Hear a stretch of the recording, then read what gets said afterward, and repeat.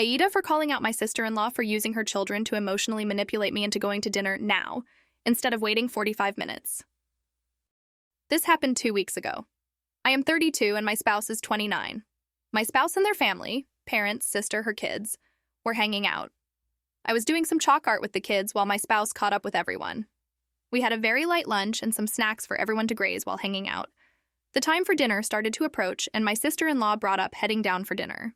I said that it was only 5:15 and we should wait until 6 o'clock. She said she would like to go now. I said we should just wait and go at 6 because I had a coupon, and there would be deals to make the meal much cheaper. The difference being from estimated $175 to under $75.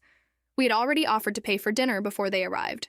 My sister-in-law grumbled about it and went to check on the kids and their chalk stuff.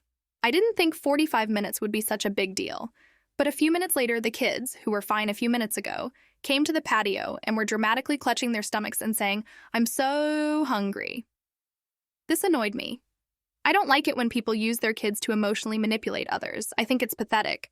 My Mile and FIL were easily swayed and said, "Oh well, let's just get ready and head down anyway, it'll be fine." I looked at my spouse and they said we could just wait, but their sister said no and started to get the kids ready to go out. I was super annoyed at this.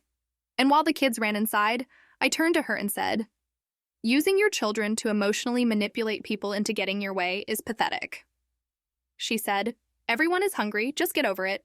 If you couldn't afford to pay for dinner, then you shouldn't have offered." I do get she has a point that we offered, but is asking for just 45 minutes seriously that big of a deal to have her try to use her kids like that?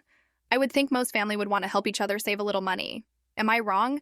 Hi everyone, I am editing this now since I think I got a lot of good responses.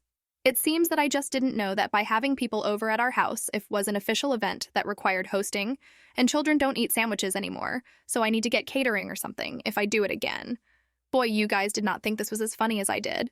IDK, I'm learning a lot about different families and stuff like sandwiches aren't real food.